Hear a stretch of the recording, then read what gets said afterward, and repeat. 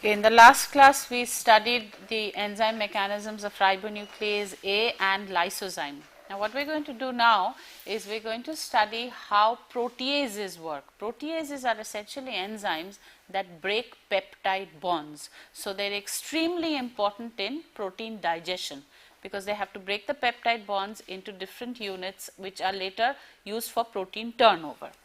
So basically what we have in proteases is to maintain the protein turnover. They are essential. They are also essential because they have to digest the proteins that we take in the diet, because we consume proteins every day and these proteins have to be broken down into smaller units. Okay?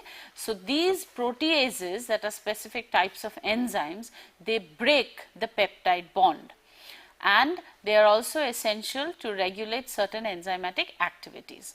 Now, so what do we have? We have a general hydrolysis reaction. In such a reaction, you recognize that this CONH is our peptide bond. Now, what is going to happen is this peptide bond is essentially going to be cleaved. When it was formed, if you remember, we had the NH2 and the COOH of two amino acids link up together to form the peptide bond with the release of H2O. Now what is going to happen is we are going to have a general hydrolysis reaction in which we will have the cleaving of this bond, and this is accomplished by these proteases.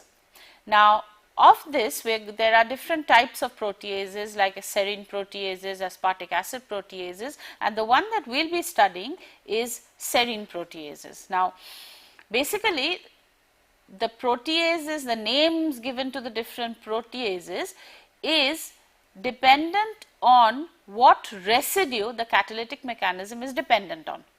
Okay. For example, if we have a class of proteases, the catalytic mechanism of which is based on a serine residue, an active site serine residue, we call them serine proteases. There are aspartic acid proteases where in that case the active site residue or the catalytic mechanism would be based on an aspartic acid. So the serine proteases basically include trypsin, chymotrypsin, elastase and so on, the other ones that I have listed here. And if you remember about 2-3 classes ago, I showed you a typical picture of how trypsin, chymotrypsin, elastase could be accommodated in the active sites. Okay? So these are all examples of serine proteases where the catalytic mechanism is based on an active site serine residue. And what are these proteases going to do? They are going to cleave the peptide bond, and we will see exactly how it cleaves the peptide bond. And again, what do we have to remember? The enzyme has to get back to where it started from, because it has to go on to cleave another peptide. Okay, so what do we have? We have in general the serine proteases. This chymotrypsin is needed for protein digestion. It selectively cleaves, this you have to be careful of, at the carboxyl side, not at the amine side. Okay, you know that an amino acid has two sides to it. One is the amine side and one is the carboxyl side.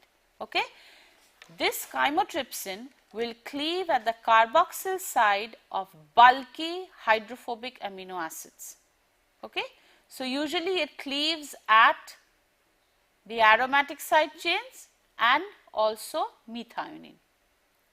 Okay, so this is where it cleaves. So what do we have?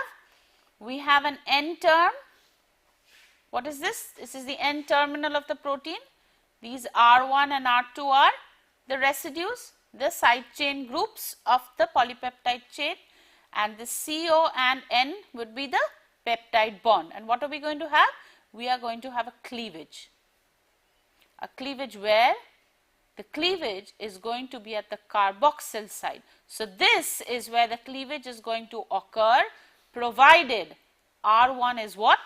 A bulky hydrophobic residue. Is that clear? So if R1 is a hydrophobic residue, then the cleavage will occur here. Okay, not on the other side. It occurs at the carboxyl side of the hydrophobic group. Okay. So, if this is R1, it is going to occur on towards the C terminal end of the polypeptide chain. Now, chymotrypsin is a serine protease. What does it mean? It means that the active site contains a specific serine residue that takes an active part in the catalytic mechanism of this protein. Okay. So, chymotrypsin is basically, it is also a protein. Okay. These are all enzymes. So, these are all biological catalysts that are proteins. Okay.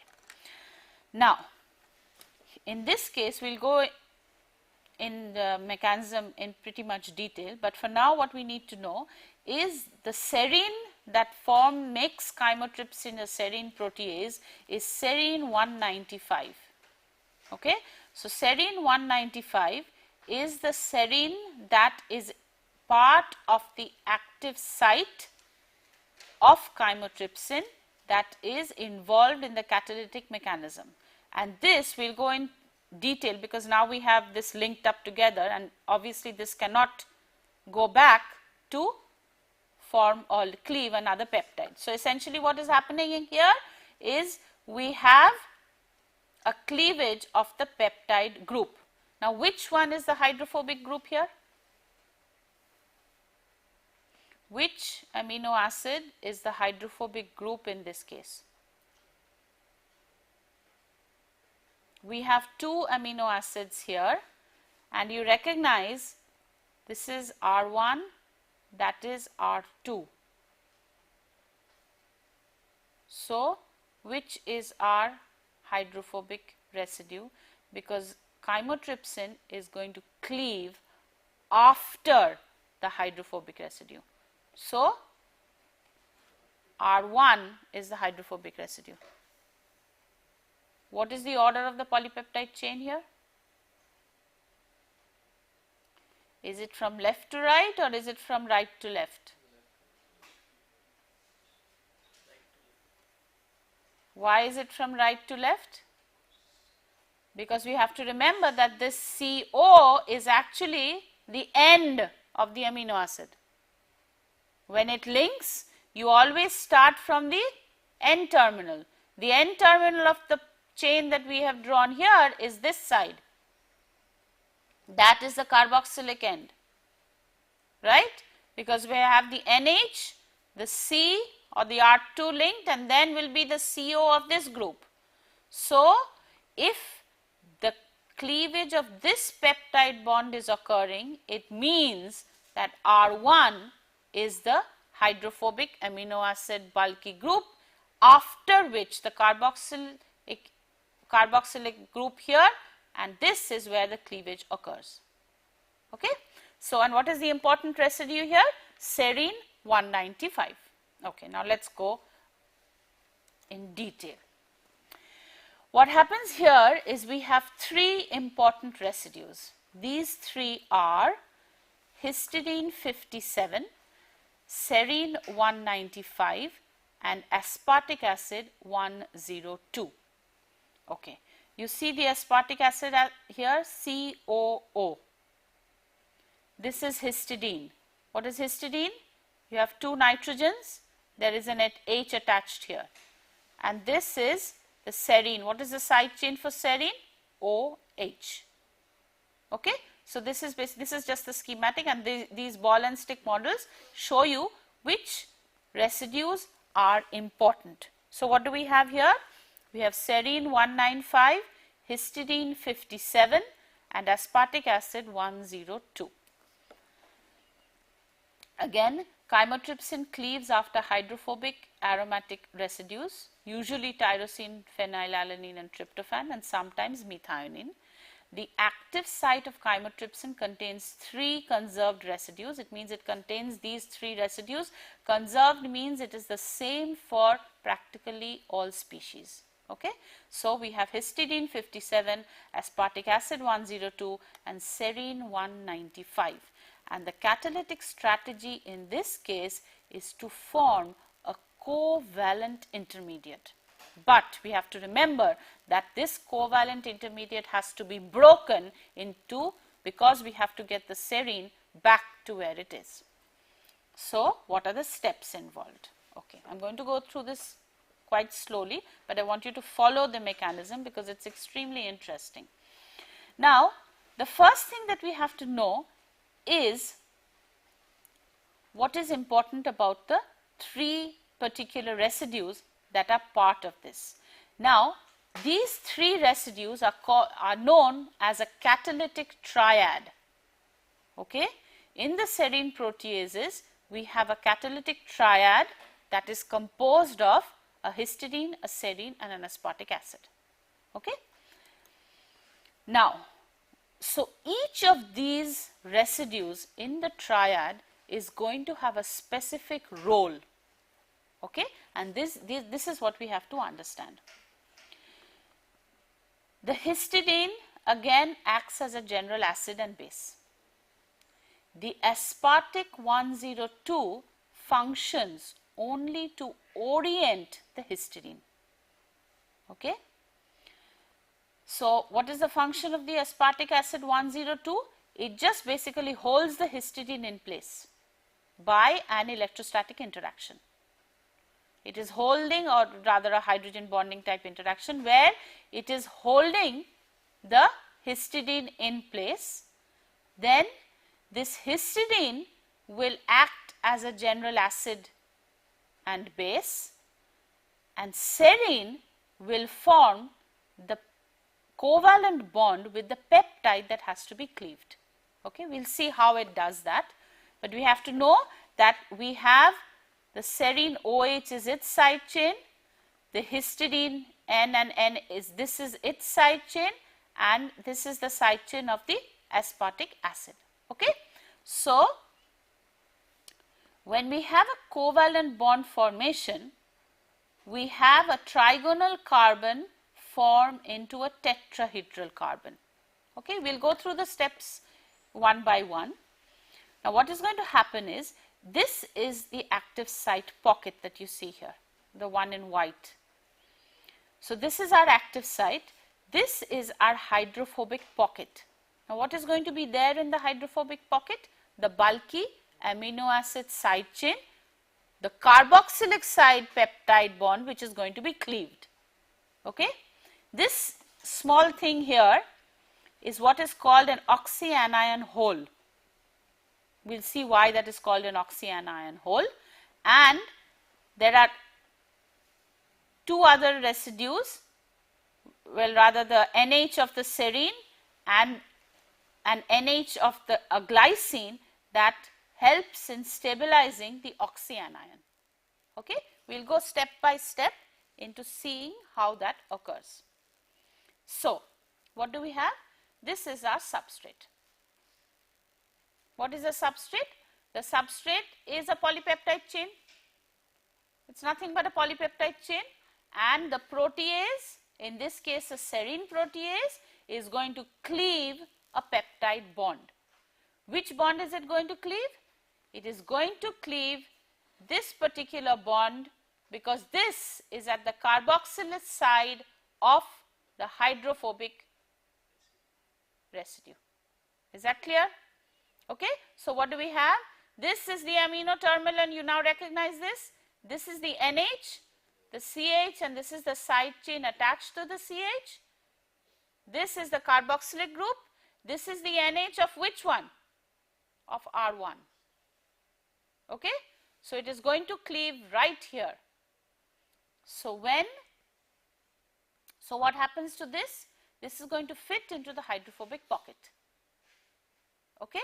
Once it fits into the hydrophobic pocket, we will see how these groups will act in their different roles into cleaving this, chopping this up. And this, as I mentioned, is called a catalytic triad: the histidine, the aspartic acid, that is supposed to be aspartic acid, and serine. Okay. So, here is our polypeptide chain inside the active site. Okay. Now, what is going to happen? The first thing that is going to happen is this histidine 57 is going to abstract the proton from serine. Okay. So, after this abstraction, there is an ion at the serine side chain. What is this going to do? This is going to attack the peptide carbonyl group, and we have an acyl intermediate formed. What is an acyl intermediate? An OCO group. Okay. So, what do we have? Let us go through this once more. We have the histidine that we know. What can the histidine act as? It can act as a general acid and a general base. What is it acting as here? It is abstracting the H from serine, and the serine now forms an alkoxide ion that is generated by the interaction with histidine 57. The ion attacks the peptide carbonyl group, forming what is called an acyl enzyme, and we have an O minus formed here. So, what is happening is this O, after the abstraction of the H to the histidine, forms an O minus that sits in this oxyanion hole and is stabilized by the NH of glycine 193 and serine 195. So, this is our first step. What has been formed now? In the first step, we have linked the enzyme with the polypeptide chain. Okay. So, now there is a direct covalent link between the polypeptide chain through serine 195 to the carboxylic group of the peptide bond that is going to be cleaved. So, this is a direct linkage. Okay. So, what do we have? This is our linkage. What did serine 195 do? It linked with the carbonyl group. How? After the H was abstracted from serine. The H that is marked in red here originally belonged to serine, right? If we go back to the previous step, this is the OH that originally was belonging to serine. What has happened? Histidine has taken up this H. In the event, what has happened is this alkoxide ion that has been generated attacks the carbonyl, which becomes O minus. The O minus is stabilized by the NH groups of glycine 193 and serine 195. Now, what do we have to do? We have to cleave the peptide bond. Now, what happens is this O minus that was sitting in the oxyanion hole goes back to form the C double bond O. This now is cleaved. What does this do? This takes up the hydrogen that was originally on serine. And what does it form? NH2. What is this? This is the amino terminal of the product that is being formed. Because we have a cleavage of the peptide bond here, you are going to have a carboxyl terminal and you are going to have an amine terminal. So, this H that had been abstracted by histidine 57 from serine 195 into forming this intermediate is now part of the first product, which is the amino part of the amine terminal part of the part that is leaving, right. So, what do we have? We have the amine part of the polypeptide chain forming the product that is cleaved off. but we still have a covalent linkage with serine, right? Serine or the enzyme is still linked to the other part of the polypeptide chain. Now we have to remove that. So basically the amino leaving group is protonated by histidine. So what is histidine acting now as? It is acting as an acid, because it is protonating this. Initially it acted as a base in taking up the H from, where did it get the H from? From the serine. So it got the H from the serine, and now it is giving the H to the NH part of the polypeptide chain to form the NH2. So this is the first product formed, right? But what are we still left with? We still have to get serine back to OH, right? If we want chymotrypsin to act on again, we have an acyl intermediate now. We have to get this back to OH. So what do we have to do? So our first product has gone, so this part is empty now. We have our C double bond O formed back again, but we still have this linkage, and this is the carboxylic part of, so this is a hydrophobic pocket. So we have what is called an acyl enzyme intermediate. Why is it called an acyl intermediate? Because we have an OCO group here, okay, and this is the acyl group, and we have the enzyme still covalently linked to part of the polypeptide chain that it was supposed to cleave. Now we have a water molecule come in, okay. Water molecule is in a lot of abundance in our bodies. So what happens? The water molecule now is deprotonated. So who is the one that is going to take up the hydrogen? Histidine. So histidine then will take up the hydrogen from water. So it abstracts hydrogen from water, and what is going to happen to the O minus? It is going to attack the carbonyl, which again forms an O minus. Is that clear? So what is happening? We have again the oxyanion hole that is being occupied by the O minus and is stabilized by the NH groups. So we are now going back. Initially what happened was the serine 195 gave up its hydrogen to histidine.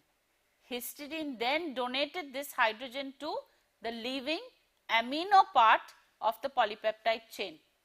But we still have the other part of the polypeptide chain which contained the bulky hydrophobic group that was in the hydrophobic pocket, and now what do we have to do is we have to get serine back to where it was. So we have an intermediate basically. So we have a water molecule. The water molecule proton is abstracted by histidine, okay. Then we have the OH minus hydroxide ion attack the carbonyl to form a CO minus. Now what is going to happen is the CO minus and the OH is linked here. What happens is this O minus is going to come back to form what? C double bond O, and what is going to get cleaved? The CO, the acyl linkage to serine. And where is it going to get an H from? Histidine. So what does histidine in the first series of steps do? It takes the hydrogen from serine and gives it to the leaving amino part of the polypeptide chain. In the next series of steps, it takes the proton from water and gives it to serine. Okay? So we have basically deacylation, and we have what was O minus here form double bond O. This is cleaved and this takes up the H, and histidine is back to where it started from, and so is serine. So chymotrypsin can then go and go further, cleave another peptide. So we have What is the second product then?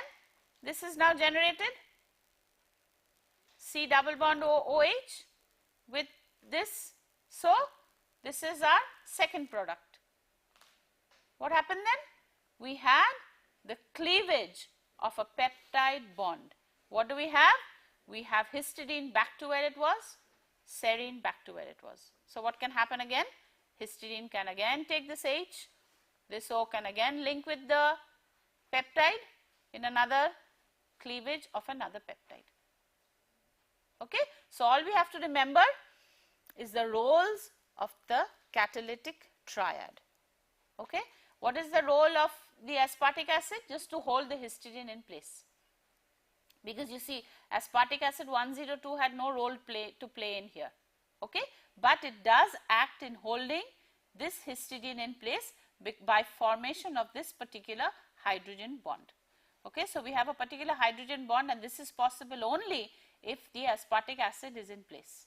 Okay? So, the aspartic acid holds the histidine so that the histidine can take and donate protons to either water or serine, so that it can, rather chymotrypsin is regenerated. So, basically this is a summary of what has been done here. So, what is aspartic acid 102 doing? It is just holding the histidine in place. The N base here, what does it do? It abstracts the H from where? Serine. And what happens? This O is linked to the carboxylic one that is going to be cleaved of the peptide. Then what happens is we have what is called an oxyanion intermediate, a tetrahedral intermediate, and we have a cleavage of the peptide bond. Okay? That's essentially what the whole step is all about, and all we need to know is we have to regenerate the enzyme. Regenerating the enzyme means the histidine usually reverses its role into, but in this case it is doing its role twice. It is taking up H from serine, giving it to the leaving part that had the amino group to it. It is donating the H from the serine to that. Then in the next step, what does it do? It takes H from water and gives it to serine. So, we have now our catalytic triad back in place to form the active enzyme. Now, chymotrypsin can also cleave ester linkages. Now, this is usually done as an experiment. It does not have any biological relevance as such, but we can have like a colorless entity like paranitrophenyl acetate form paranitrophenolate that will tell you how active your enzyme actually is. Okay? So, this would be an enzymatic general reaction that could be conducted, okay, where we have a convenient way of studying the reaction as to how it can cleave a ester linkage. Okay. So, what do we have? We have other serine proteases. Chymotrypsin, where does it cut? It cuts next to hydrophobic groups. What do we mean by cut? Means it chops up the polypeptide chain. That is essentially what it is doing. It is chopping up the polypeptide chain. Trypsin will cut next to arginine and lysine.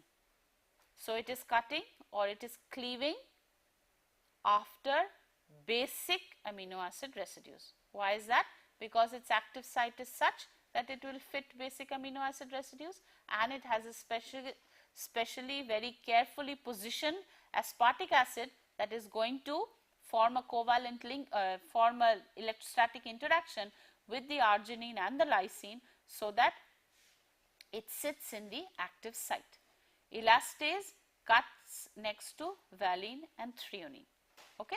So, and another thing that we have to remember for trypsin is that it will cleave arginine and lysine provided it is not followed by a proline.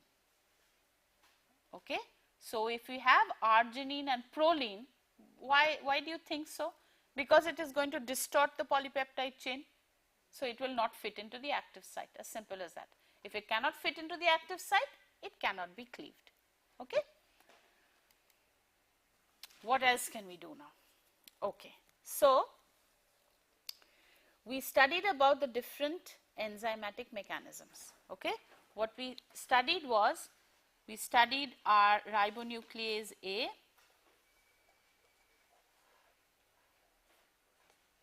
we studied lysozyme, and we studied chymotrypsin.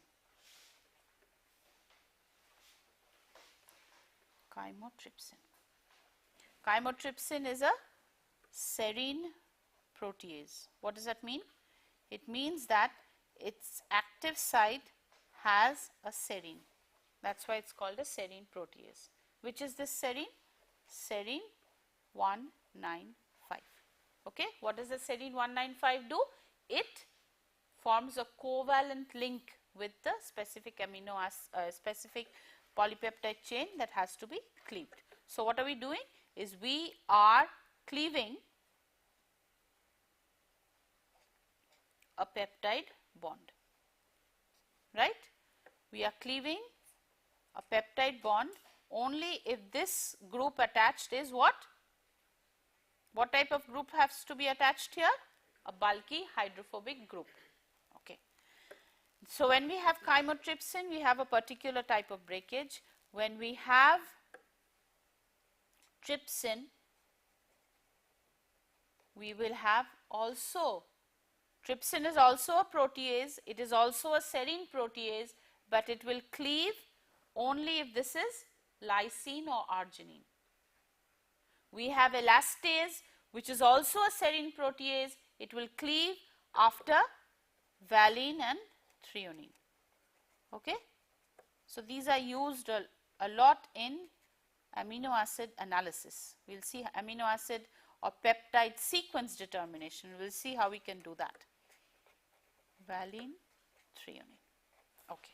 So, now we have our protein sequence. We know that we have these amino acids linked together. We know that if we are going to use trypsin, it is going to cleave at a specific point. We know that if we have elastase, it is going to cleave at some other point. We know that if we have chymotrypsin, we are going to cleave at some other point. Okay? So, based on that, we can figure out, we can use this very cleverly to figure out what the sequence of our amino acid polypeptide chain is. Okay? So, we are going to see how we can actually do that. It is like a puzzle. Okay? So, what do we have here? So, if we want to look at the amino acid composition, okay, we can have a peptide. Now, a peptide can be hydrolyzed into amino acids by heating in 6 normal HCl at 110 degrees centigrade for 24 hours. What is going to happen is you are going to chop down everything, break it up into fragments completely, but this will not tell you in what order they are, right. It will just give you an overall identification where you can then separate them by what is called chromatography and figure out how many of each you have, how many alanines, how many glycines, how many aspartic acids, how many glutamic acids, and so on and so forth. But it gives you no information about which order they are in. Okay? This is usually done by what is called a compound called ninhydrin, which gives a purple color for all amino acids except proline. Okay? It is just like a dye that links up with the amino acids. They are quantitated by reacting them with ninhydrin. It gives an intense blue color except for proline, because proline is an amino acid. Okay? It is a secondary amine. So, basically you have done dye formation in your organic chemistry laboratories. So, this basically forms an intense blue dye, and you can quantitate this dye into how many of each amino acid you have, how many of each amino acid types you have. Okay. But how does that help us? That does not help us with the sequence. Okay. It just tells you how many of each you have, but we want to know the sequence. So, we do what is called degradation. Okay. This degradation this is a chemical method that you can use to chop it up. What we studied for chymotrypsin was an enzymatic mechanism, right? An enzymatic mechanism where we have a breakup. In Edman degradation, what it does, it sequentially keeps on removing one residue at a time from the amino end of a peptide. So what does that tell us? So if we have our polypeptide chain, what do we have? We have our, what is this going to be linked? This is going to be linked. So we have an R1 group here, right? And what are we going to have here? We are going to have our second R group here that is going to be linked to the third R group here, right? So which is our first amino acid? This much is amino acid number 1, right? What Edman degradation does is it chops off here.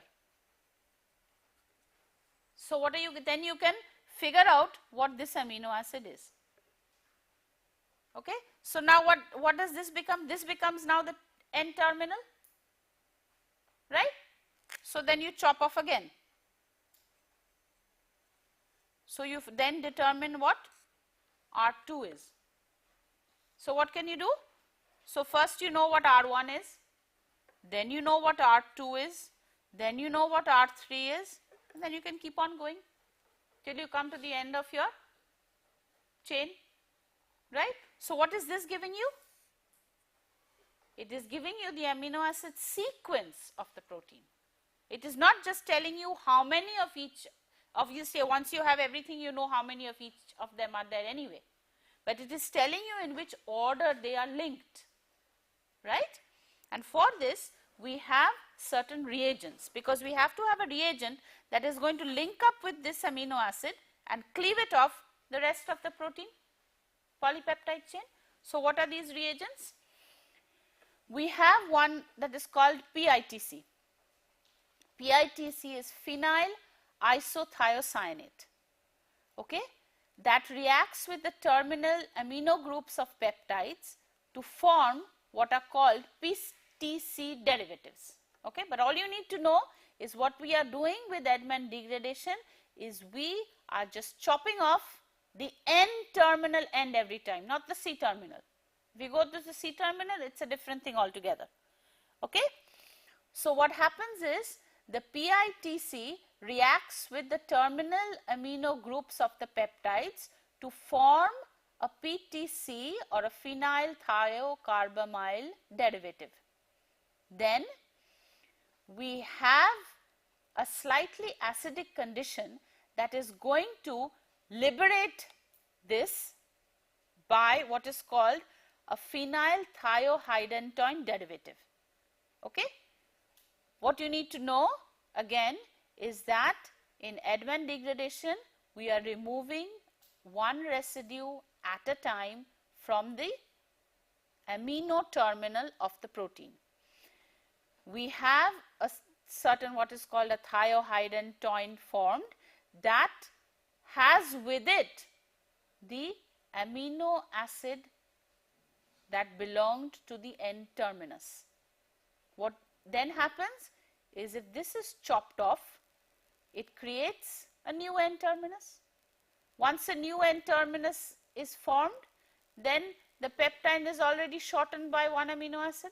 So you can keep on doing that till what? Till you've identified all the amino acids. And what do you know by this? You know the exact sequence of the polypeptide chain. Okay, that is what is important here. So we have a PITC that acts with the terminal amino groups, and then we have certain derivatives formed. Okay, so this is basically what happens. We have a phenyl isothiocyanate.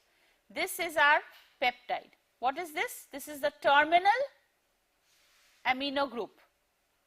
We have our peptide here. If we have an alkaline pH, then this basically forms a link here. So we have a phenyl thiohydantoin derivative. So, we have, you see this CS, this H, we have a linkage here, a CN bond formation. Okay? This CN bond formation then with acid forms this phenyl thiohydantoin. What is linked here? What is this? R1. What is this R1? That's the first amino acid of your peptide chain. Then what do we have here? We have the peptide with a new amino terminal. What does this do?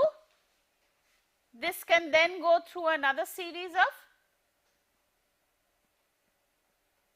another cycle basically. When we have another cycle, what are we going to get then? We are going to get another hydantoin derivative with R2 and so on and so forth.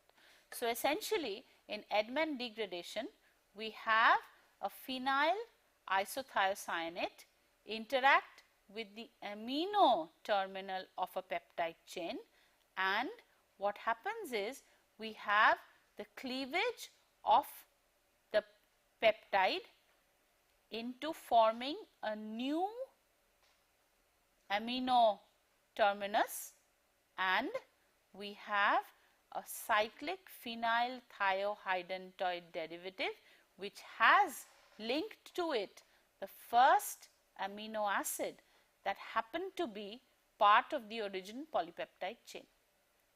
Okay? So, this R1 was part of the original polypeptide chain. It has now been chopped off. So, now I have the rest of the peptide with a new N terminus. So, if I go back to do it, what am I going to get? I am going to get another derivative with R2 here, right. So, I can keep on doing the cycle till I have completed the whole sequence of the protein. So, this is basically what is done. This it's just you have the PITC coupling. So, this is my sequence. I have K, S, L, V and so on and so forth. So, what is going to happen? In my first step, I am going to release the first amino acid.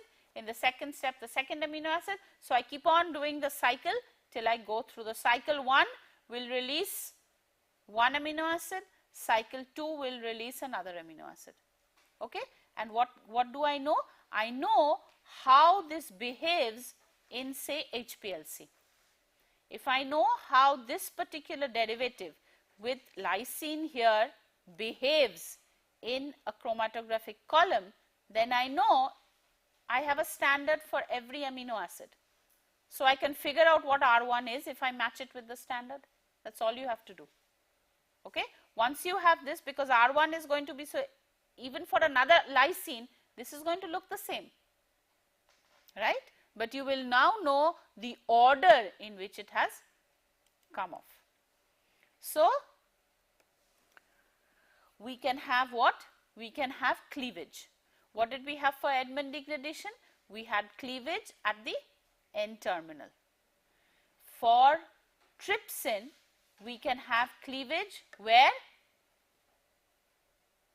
After lysine or arginine, provided it is not followed by a proline.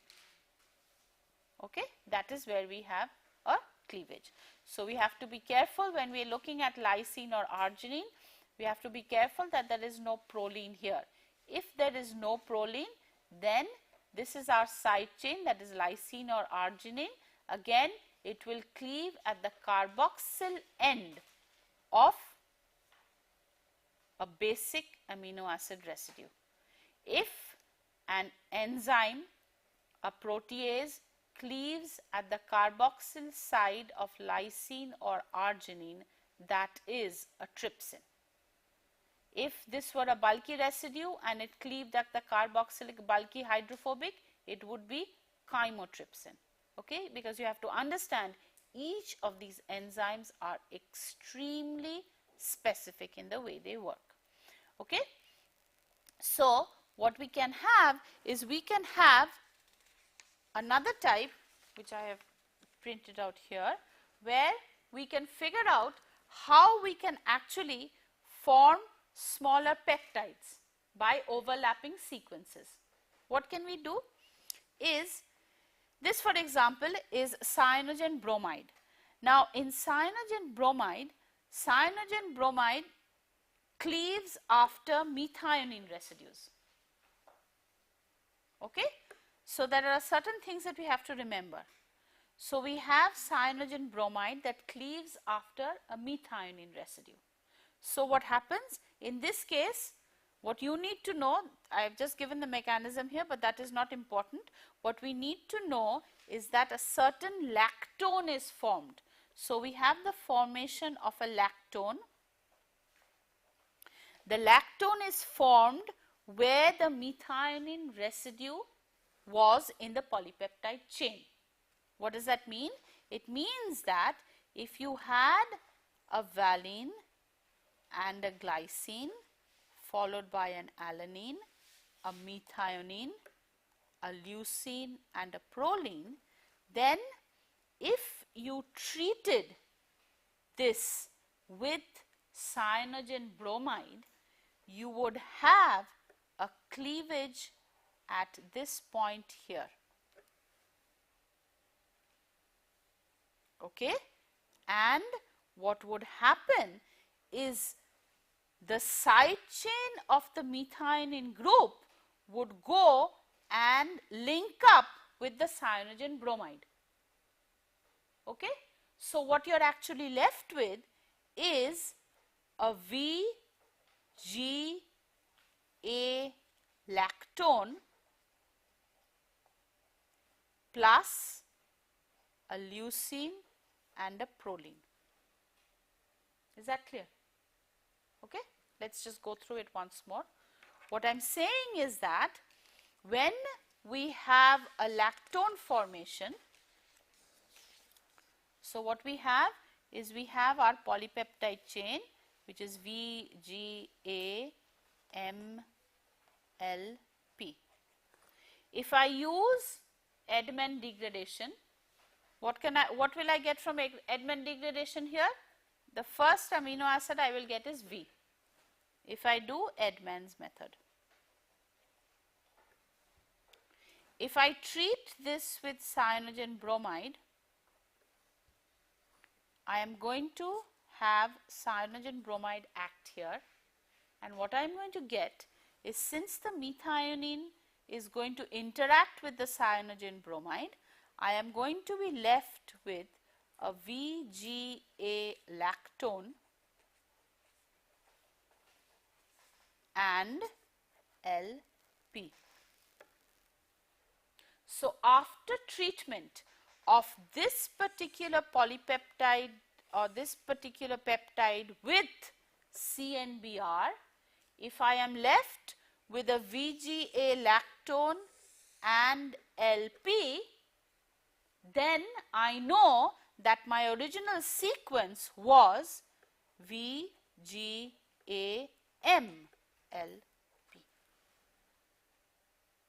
Okay?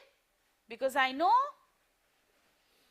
So now if I tell you that I have a particular sequence that is VGAMLP, I know that I treat it with CNBR, I am going to get a VGA lactone and LP. If I do Edman's degradation, I am going to figure out which one is the amino terminus of the peptide chain. Okay? So this gives us a way to actually fragment out the polypeptide chain. What do I mean by that? I mean that if I have a long chain now, I can either use an enzymatic cleavage or I can use a chemical cleavage.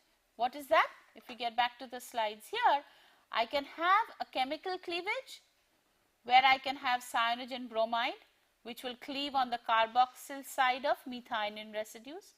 I can have iodosobenzoate that is going to cleave on the carboxyl side of tryptophan residues, and the useful thing here is that since proteins do not have many methionine, tryptophan or cysteine residues, it is easier for you to get fragments.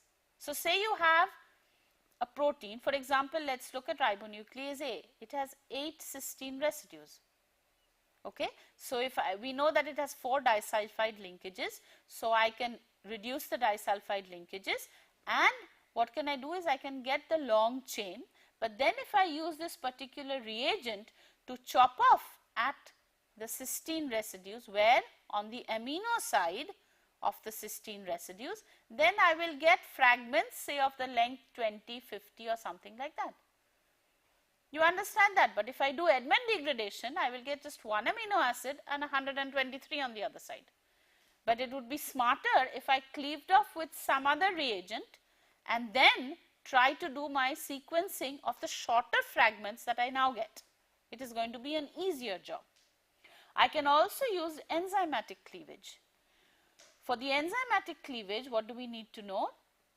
We know that trypsin will cleave on the carboxyl side of lysine and arginine. Chymotrypsin will cleave on the carboxyl side of aromatic residues. Okay? So, how can we use this information to figure out what we can do with the amino acid sequences of proteins into determining how this utilization of the chemical cleavage and the enzymatic cleavage will lead us to the polypeptide chain. Okay. So, this is the information we need. What do we need? We need to know that chymotrypsin hydrolyzes the peptide bonds that follow large hydrophobic amino acids. What are they? Phenylalanine, tyrosine, tryptophan. We need to know that trypsin will hydrolyze peptide bonds that follow positively charged residues, that is lysine and arginine, if the next residue is not proline. Another enzyme, carboxypeptidase, will tell us what the C-terminal amino acid is. Pepsin will cleave if the following amino acid is leucine, phenylalanine, tryptophan and tyrosine. So, where is pepsin cleaving? Only if the following amino acid is either leucine, phenylalanine, tryptophan or tyrosine. Okay? Thermolysin, now you see these are all enzymatic cleavages. Thermolysin will cleave if the following amino acid is isoleucine, methionine, phenylalanine, tryptophan, tyrosine, valine. Okay? So, we have isoleucine, methionine, phenylalanine, tryptophan, tyrosine, valine for thermolysin. For pepsin, we have leucine, phenylalanine, tryptophan, tyrosine. For carboxypeptidase, it will tell you the C terminal. How will I know the N terminal? Edman degradation. After I cleave my sequence with trypsin, I will know there will be a lysine or an arginine that was present. Then I have chymotrypsin. Okay? So, I have a small problem for you where you can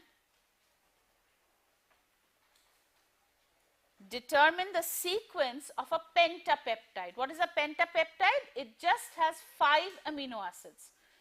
So, what are these 5 amino acids? There are 2 arginines, 1 glycine, 1 leucine and 1 tyrosine.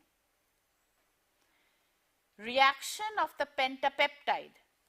FDNB is another reagent that will tell you what the N terminal is, just like Edman degradation. Okay? So, the Edman degradation method tells you that the first amino acid is L. If you digest the peptide with pepsin, you will get L and a tetrapeptide. You know it is a pentapeptide. So, you have 1, 2, 3, 4, 5. Digestion of the pentapeptide with trypsin gives you free R and a tetrapeptide. What you have to figure out is the sequence of the pentapeptide. You know that this is L, and you know that there are 2 R's, 1 G. So, there are 2 R's, 1 G, 1 L and 1 Y. You just got to fit these in the correct boxes. Okay? We will discuss this in the next class, where I will give you more peptide sequences to solve. Thank you.